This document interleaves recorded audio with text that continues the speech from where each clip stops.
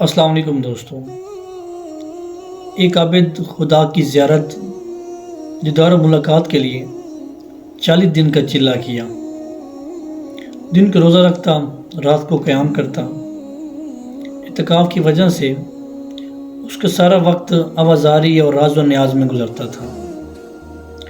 36 دن کے بعد رات کو اس کو غیب سے آواز آئی کہ فلاں تانبے کے بازار میں فلاں تانبے ساز کی دکان پر چلے جاؤ اور اپنی مراد پالو۔ عابد مقررہ وقت سے پہلے بازار میں پہنچ گیا اور اس بازار میں اس تانبے ساز کی دکان کو ڈھونڈنے لگا، اور وہ کہتا ہے کہ میں نے ایک بوڑھی عورت کو دیکھا جس کے ہاتھ میں تانبے کا برتن تھا اور اسے بیچ رہی تھی۔ وہ جس تانبے ساز کی دکان پر جاتی، دکاندار اسے تولتا اور 4 ریال کا بولتا۔ وہ بوڑھی عورت کہتی کہ میں نے 6 ریال میں بیچنا ہے۔ اس طرح وہ کافی تانبے ساز کی دکانوں پر گئی۔ تانبے ساز دکاندار اس برتن کو تولتے اور 4 ریال دینے کا بولتے۔ وہ بڑھیا کہتی کہ میں نے 6 ریال سے کام نہیں بیچنا۔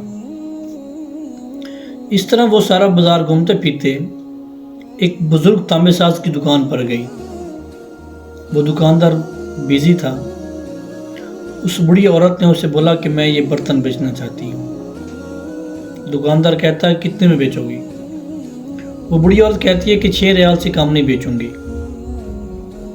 تو اس بزرگ نے اس بڑی عورت سے پوچھا کہ 6 ریال میں بیچنے کی وجہ؟ تو بڑی عورت اپنے دل کا حال بتاتے ہوئے کہتی ہے کہ میرا بیٹا بیمار ہے، ڈاکٹر نے اس کا نسخہ 6 ریال میں لکھا ہے، میں نے اس کا نسخہ لینا ہے۔ وہ بزرگ بولا کہ آپ کا برتن بہت ہی اعلیٰ اور قیمتی ہے، میں اسے 25 ریال میں لے سکتا ہوں۔ بڑھیا بولی کہ آپ مذاق کر رہے ہیں؟ بزرگ بولا کہ ہرگز نہیں، میں آپ کو اس کے 25 ریال دوں گا۔ وہ بڑھیا حیران ہوئی۔ اس بزرگ نے بڑھیا کے ہاتھ میں 25 ریال رکھ دیے۔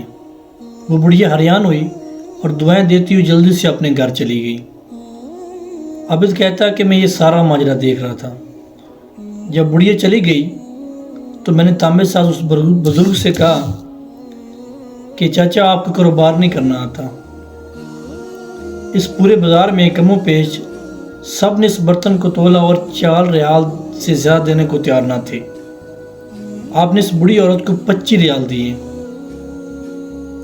تو وہ بزرگ بولا کہ میں نے یہ برتن نہیں خریدا، میں نے اس بڑی عورت کو اس کے نسخے کے لیے پیسے دیے ہیں۔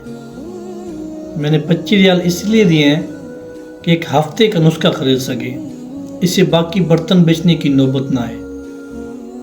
عابد کہتا ہے کہ میں حیران ہوا اور اس بزرگ کو دیکھتا رہ گیا۔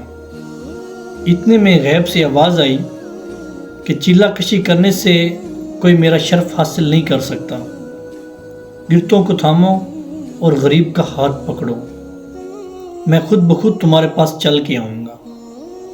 اللہ پاک ہم سب کو سمجھ اور خلوص سے نیت کے ساتھ عمل کرنے کی توفیق عطا فرمائے۔